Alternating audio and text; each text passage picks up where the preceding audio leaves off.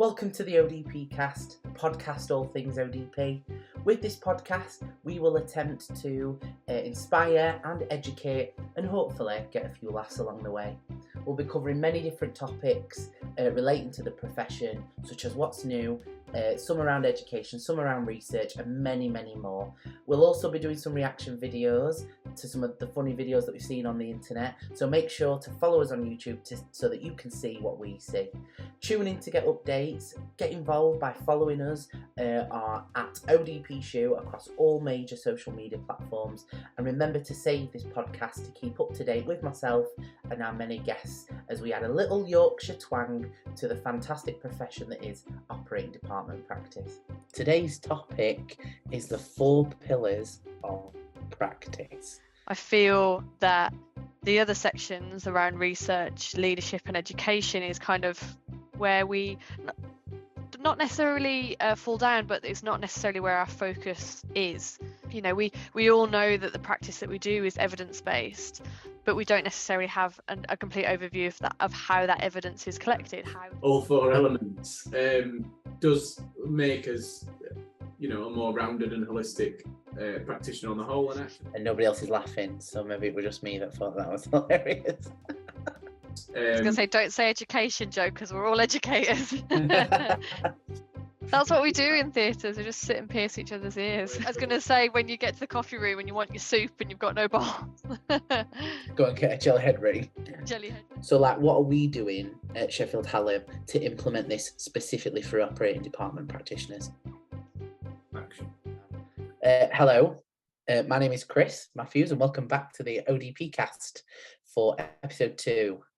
Today's topic is the 4 pillars of practice, and we've got some fantastic guest joiners today to discuss the 4 pillars of practice in a little bit more detail. So I'll hand you over and let them introduce themselves. Hello, my name is Jenny Ward. I am an ODP and ODP lecturer at Sheffield Hallam University. Hello, I'm Jolie and I'm an ODP and I currently lecture at Sheffield Hallam University. Thank you very much for your introductions. So the 4 pillars of practice then. So before we jump into the specialist parts, as in I'm just going to show the video, but what's your thoughts from the get-go right now? What's the first impressions for the 4 pillars of practice? Well, I suppose from sort of our perspective and from an ODP world, we are immensely good at one of the 4 pillars, I feel, which is the clinical practice element of it. I feel that the other sections around research, leadership and education is kind of where we not necessarily fall down, but it's not necessarily where our focus is during education and that. And actually then it does become harder when we are then out of university and practicing in the real world to get more of an understanding of these different areas, and to have this experience now and to introduce it in terms of AHP education from an early point just helps sort of that ODP and AHP role to develop further. And we all know that the practice that we do is evidence-based, but we don't necessarily have a complete overview of how that evidence is collected. How does research go down? What kind of information is gathered? We all have elements of leadership within our roles. Even as a newly qualified member of staff, you're still a leader. You still have to show leadership qualities within your role. So having that understanding of how you are as a leader and what leadership actually means, because it's not just a case of being a manager. It's much more than that. And then obviously the education side of things, again, it's not only just educating others, but it's understanding education and how you as a practitioner learn and all that kind of stuff. That's what's really important. And I think coming from where we are now to what we're looking at in a pre-reg situation and what we're teaching at ODP and AHP students now compared to potentially what we learned when we were there is more based around these 4 pillars, rather than just really focusing on that one pillar that we're already, you know, excellent at. We excel in clinical practice, so we need to sort of embed and get better at these other 3 pillars. Couldn't have said it better myself. I mean, There we go. one of the things that I remember from my training was the fact that the clinical practice element was really quite evident throughout my training. And then suddenly, as you say, like, I was qualified, a registered practitioner, needing to utilize education skills and leadership skills and understanding evidence-based practice and how to justify practice effectively, or justify my own personal practice through research. And therefore, I learned a lot of that more on the job, in my opinion, or from just my own personality. I think, yeah, just mirror what Jenny said, really, is that a lot of the, I think if I was in the position I was in when I knew qualified and somebody broached the 4 pillars of practice, I can understand why people maybe have I don't know, difficulty with it in terms of maybe understanding it, because like you say, we spend so much time fixating on clinical practice, and while that is superbly important, you know, actually balancing all 4 sort of elements. I'll try and not say pillars again. All 4 elements does make us, you know, a more rounded and holistic practitioner on the whole. And actually, to have done something early in my career would have been massively useful. And you know, we talk about where we've all been and what's led us to where we are currently now as lecturers, but in an inadvertent way, we've all sort of built those pillars up and are still building those pillars to have done some of the extra things that we've done. Each of us bringing different sort of level of excellence in each area, and different areas, you know. So even within our team, we know that there's people who are like excellent at research, and people who are really effective leaders, but maybe lacking in like technical research skills. I was going to say, don't say education, Joe, because we're all educators. No, yeah, well, yeah, and you know, even in that area, I'm still new to the education game, and I don't by any means consider myself an expert at education at this point. But I think having known that early on, I can see the benefit, and I can see why there is a drive to push this forward as a profession. And it's just another one of those things that's going to help the profession gain momentum and develop and build and become another one of the professions that, you know, eventually we don't have to explain what we do. It's funny because you said about being like an expert, and I think the whole point of the 4 pillars, and like for those that may or may not be listening, and in terms of they may have come to the ODP conference that we held in May this year at Sheffield Hallam, but we were discussing the 4 pillars, and we were trying to sort of encourage people to how they can build and how they can complete these pillars in practice, in their own practice. But I think the point is that you never will.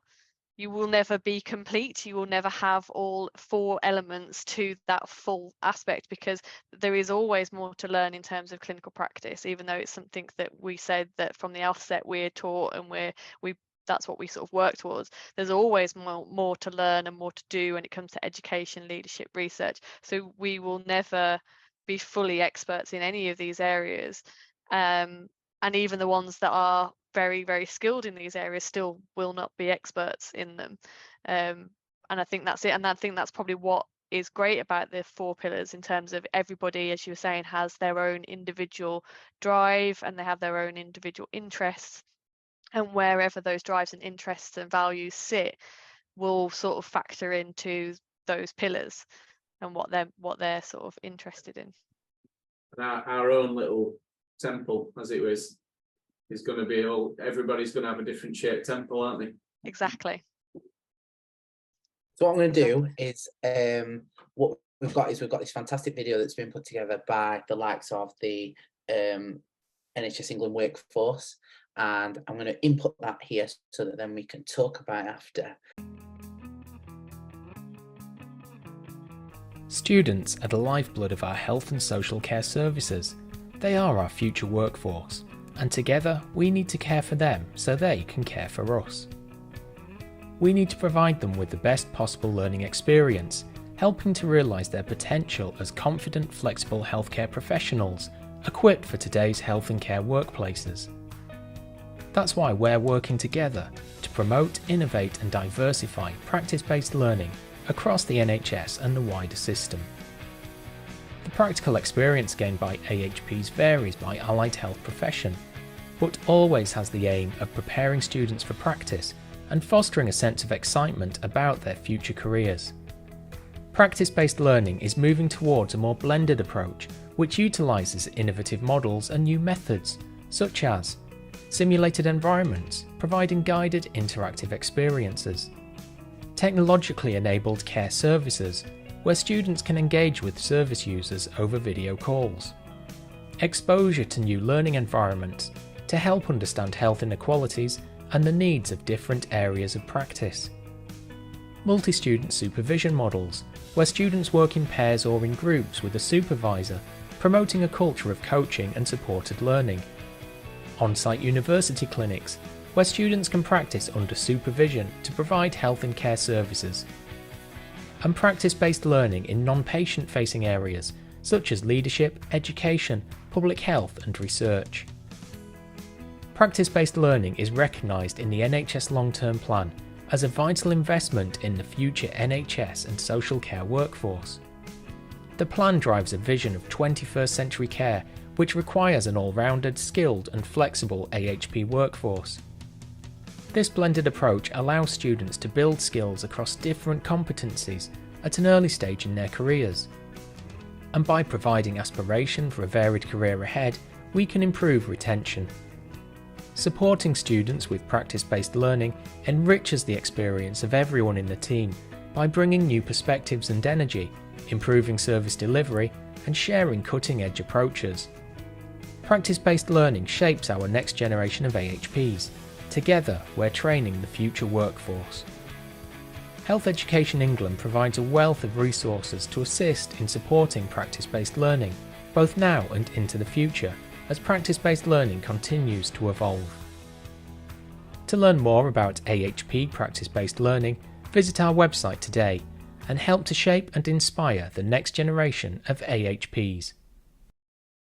When we're thinking about practice-based learning, I think for this specific episode of the podcast, because it could be effectively its own series, we're just going to focus on those 4 pillars element that it was talking about when we're talking about that research, education, leadership. But it just shows the importance that it has when you're thinking about all of the other elements that are happening in the background, as well as the everything else like simulated based learning and everything like that. So in relation to for ODP then, how are we going to implement it? What is it looking like at the moment? What are we doing at Sheffield Hallam University to implement the 4 pillars?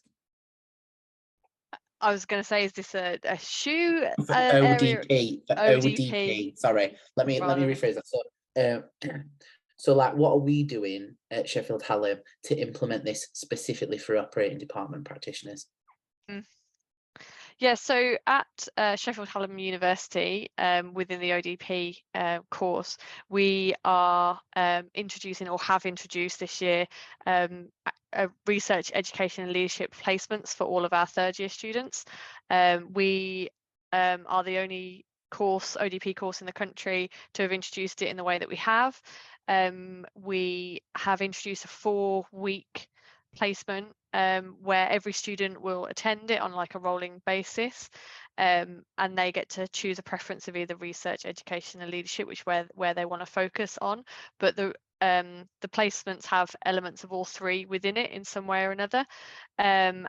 We have been very lucky to utilise connections with NHS England and the Advanced Wellbeing and Research Centre at SHU to sort of get our students out into those areas. We've had them shadowing senior members of the university management team.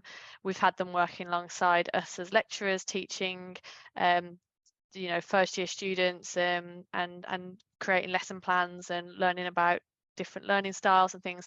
There was obviously a bit of a mixed reception to it when we first introduced it. The students, again, as Joe sort of said earlier in the session, that we some students didn't quite understand it, would prefer to be out in clinical practice, didn't really understand why we were doing this, felt like it was a waste of their time. And then when we spoke to them afterwards, the feedback was like the complete opposite. They totally get it. It's all the things that they've been seeing in practice is starting to make sense. They feel like they've got more of an idea of what they need to do when they're qualified, and they feel a lot more comfortable with the idea of taking on students or taking on that sort of leadership role, even like, again, not talking necessarily about management at band 6, but just being able to sort of feel more confident in that theatre and be able to sort of take that leader role on. And as well, a lot more students getting involved in like audits and research in the theatre area and understanding that evidence-based practice and where it comes from. So yeah, that's what we're kind of doing in terms of from our point of view. We're also embedding research, education, leadership into our curriculum as well. So not only are they actually having placements dedicated to one of the 4 pillars, they are also then having it as part of their lectures and seminars and stuff. Is we are constantly discussing and talking about the research, the education and the leadership, and obviously the clinical practice of the ODP role and where it fits within sort of the wider healthcare context. Because I think one of the parts that we were talking about on that video was that flexible workforce, that flexible AHP workforce, and it's integrating ODPs more within that, and how we can then be branched out into other areas and taking on additional roles, and it's all sort of linking all that together basically. Brilliant, thank you for that. Okay. So like, I guess my next question is really like, especially if there's any students sort of listening that are potentially like any of our students at Sheffield Hallam listening that are in their first year and second year, what does that actually look like on paper effectively? What does this placement look like to them? So they'll be given 4 weeks where they'll have an introduction and an overview of what the placement project will be. They'll be given a project based on either a research, education, leadership, which they'll be expected to do quite a lot of sort of self-directed study and self-managed time on. They'll be working closely with a facilitator on the project. So for instance, one of our leadership placements looked at inclusivity in practice, and they've created a web page with a lot of information around inclusivity, particularly around race and culture and religion, and sort of including those things. They've gone out to practice and asked questions of educators and people working out in these areas, and asked them the kind of things that they would like to be considered as part of this inclusivity, and they sort of gathered all that information together, and that's sort of the research element of this leadership placement, and they gathered all that information together and they created this website based on that information they're given, and then they actually had to present that back then to a board of senior members within SHU. So they were very anxious, very nervous about it, but afterwards they felt amazing because they got to stand up in front of like some very senior members of the team and discuss sort of their project. So that's kind of what it is. So they'll have a 4-week placement block where they'll be given a project that they'll have to manage in one way or another. In terms of actually what it means long term is, to have a project that you've worked on or been part of a group that you've worked on that then becomes either a policy or becomes integrated into the care or the curriculum that we deliver at SHU, or a practice that you might see out in clinical areas. That is massive. It's such an achievement to be part of that, and it looks amazing on your CV when it then comes to sort of your jobs at the end and what you're looking to do. And interviews, you can say you've been part of like a leadership project that looks at inclusivity in practice, and you can evidence the things that you've been doing and how that then has impacted on what we do at SHU, what placement areas do, and I think that's the biggest thing with it, is that it's not just an like experiential thing, you are actually producing things that are going to change practice or change the way that we work at Sheffield Hallam. And I think one of the things that we've seen over the time as well is the fact that these learners have been massively empowered as well, and they're taking away these experiences, and will be able to utilize them in future where they can champion this.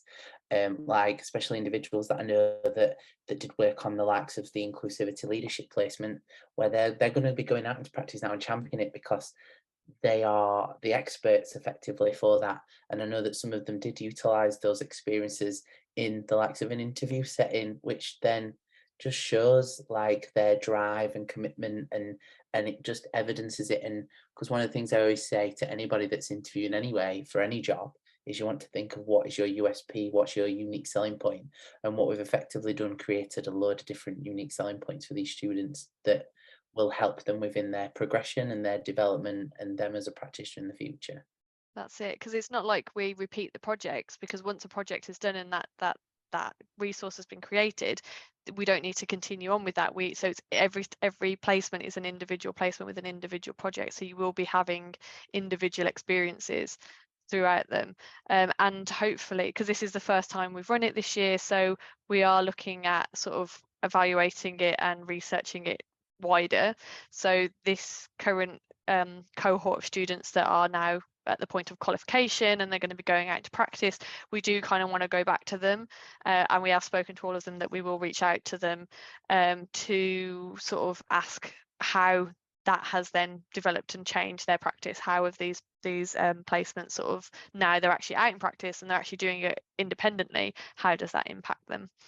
And we're hoping that in future these placements as well will be even more diversified. We're reaching out to placement areas and sort of senior managements within NHS trusts that we work with, and trying to sort of get them embedded into those areas as well, so we can sort of expand and advance these placements moving forward.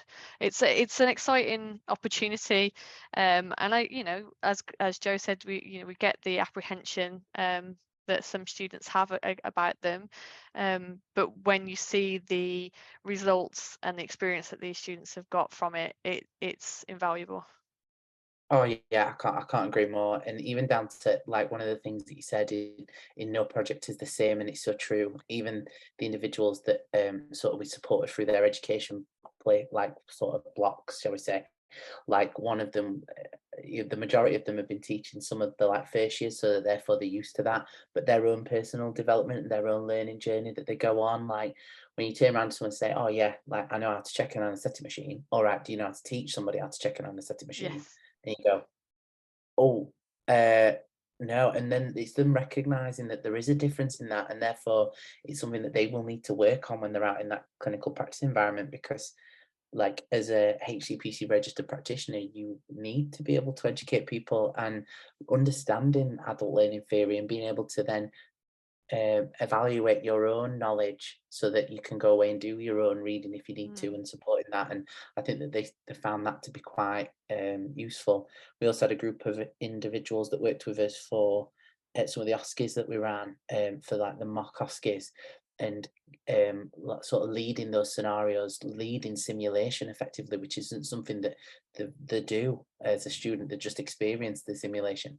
Then what we've got is these individuals leading these simulations, and then what we did is we provided them with support to be able to watch constructive feedback be given effectively, and be able to show how what we're going to do is we're going to watch and observe this individual and then provide them with the information so that they can improve themselves and develop. And if some of those individuals found that really, really useful, as they got that opportunity to see it firsthand and to see it not just once but repeated throughout the day. So it was good for everyone's development on that day, not just for that first learner. It's been nice for us in terms of education as well to kind of get the recognition from the students at how much work actually goes into producing and doing it. Some of the education students, when we've said, okay, so you need to spend the next 3 hours building a lesson plan and writing materials and asking things, it's not just a case of us rocking up and doing it. It's a lot of work that goes into it. And I think there has been that kind of respect and recognition of sort of then the work that goes into it.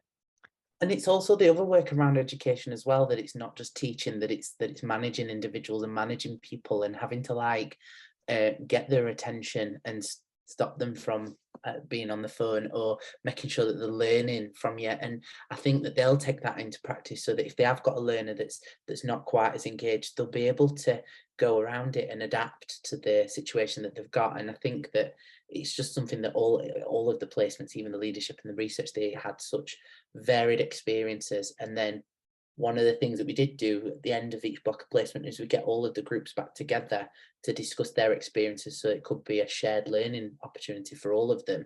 They might not have experienced the research placement that some of the other individuals did, but they got to learn from that, and they got to learn from what those Yeah. other individuals had sort of developed. So I thought that overall the way that it's been implemented into our curriculum has been quite beneficial to our students. Yeah, I can empathise with those who sort of maybe are on the side of the fence that think, why is this really relevant? You know, I want to be an ODP. I want to go to work. I want to come home, and you know, that's it. And surely those who maybe think, sure, you know, our job is clinical and that's where we should focus. You know, we often.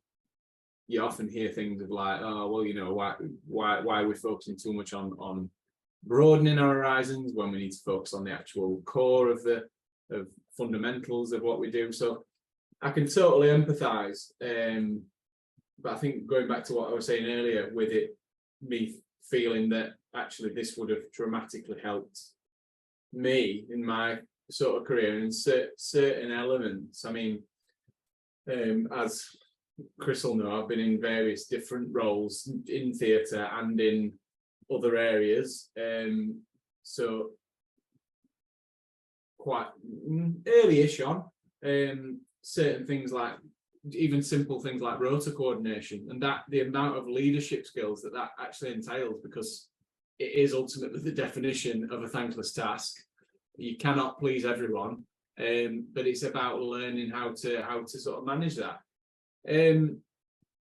So there straight away one, and that's not even thinking about your shop floor sort of in theatre, leading a team or trying to motivate a team or working together for a common goal. So it already, without actually putting much thought into the expanding profession, we're showing that there is relevance. And I guess it's a little bit like a chicken and egg situation, where some people are going to have to be there to drive it, but actually how are people going to drive it without having the 4 pillars and the skills? So absolutely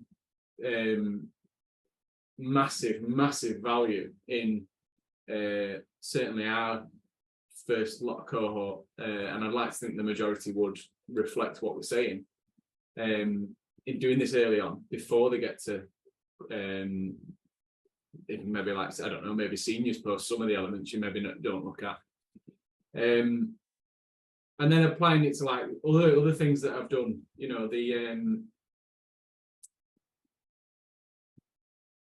lost my train of thought a bit. The ops management side of stuff, obviously a lot of leadership things, and then you know, I was then bringing into account that actually I'm responsible and I'm almost managing team members and staff members who are not actually traditionally within my scope of practice, in so to speak. So they're not, you know, I was responsible for managing the neurosurgical team to a degree, obviously not managing them day to day. And a lot of that were like around job plans and working commitments, that sort of things, and how they plan the lists. And to go in somewhere where you're having to lead and motivate a team of individuals who are very experienced, very knowledgeable, often quite strongly opinionated, you know, it's almost a pinch me moment. You have to sort of think, how can I work around? Because what you don't want to do is go in and be like, right, this is what we need to do.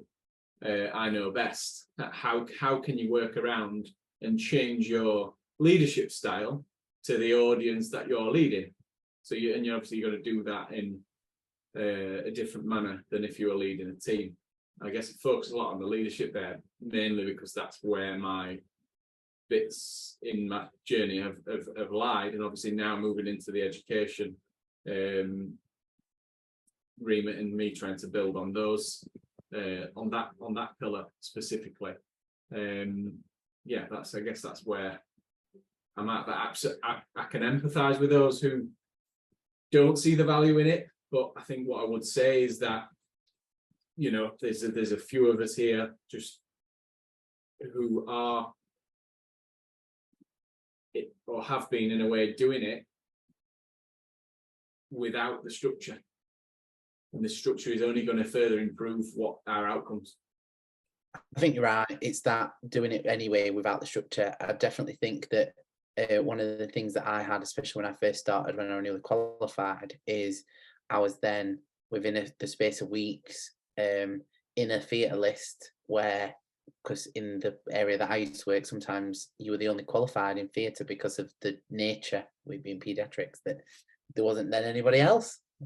And then you're then taking that leadership role, and in relation to education, like I was given students fairly early on, and suddenly now I'm having to teach these individuals, and I've not. Whereas if I'd have had this experience, actually, I probably could have given them a better experience personally, or prepared myself more in areas that I had to develop myself.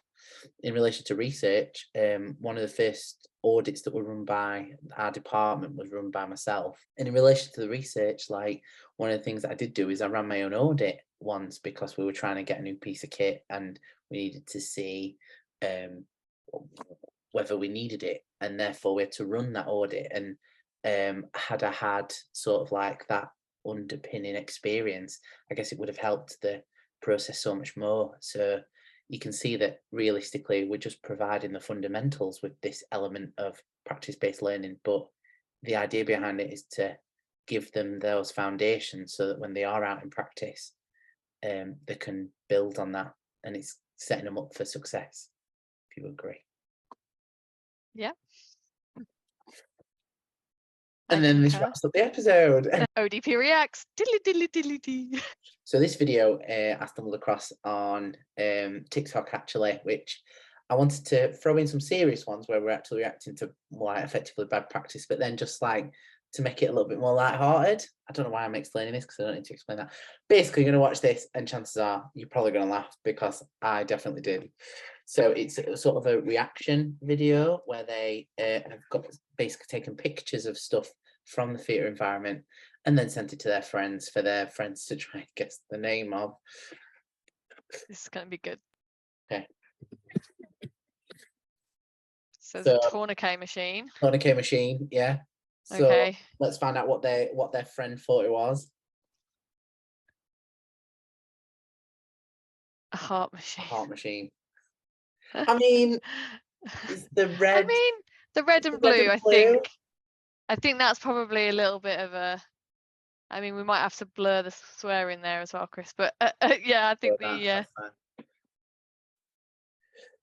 a heart machine is the red and blue. I mean, that's the only thing I could think. But yeah, you'd probably look at it and think, don't know what that is, but it is a tourniquet machine. What kind of heart machine?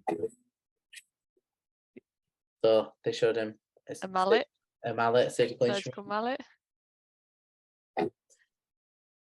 So a hammer with some again, not necessarily wrong, but pretty. It's self-explanatory a little bit. It's not your normal type of hammer, is it? But no. Okay, so we've got a drill. Striker, yeah. Striker. Orthopedic drill. Earpiece. Earpiece. I mean, you probably could. That's what we do in theatres. We just sit and pierce each other's ears.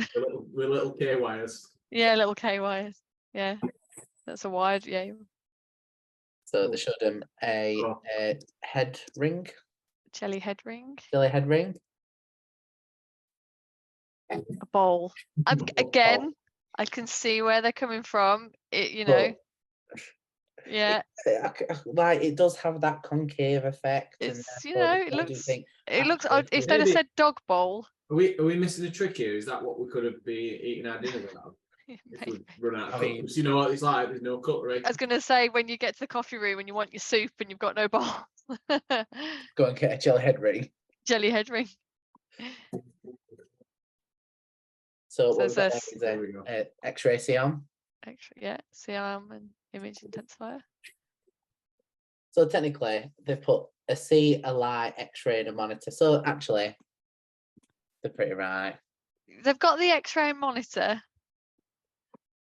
But Did I it's see a seat? Was there a seat and light in there? I guess it's that whole. I mean, if we go back to that image, Oh, okay. I So see the- where they're did they think that one of these were a light potentially? maybe. And C, didn't they? Did they say? Oh yeah, A. Oh yeah. Oh yeah, I missed that. So you got A. So what did they think A was? I think that's the The funniest thing seats. about this whole section is that you two didn't clap. That A, B, C, and D. That's so funny though that they said the C was like a seat, like the C bit was the X-ray, so they knew it was an Yeah. X-ray machine. But they thought. that But you they just only that top sat down section. on it. But they thought that was a seat. Funny. Interesting. So that was one of the reacts that I found. Yeah. Very good. Thank you so much for listening to us at the ODP Cast. We hope that you've enjoyed it, and please remember to save, add it to your library so that you can keep up to date with us. To get involved, follow us at ODP Shoe across all major social media networks.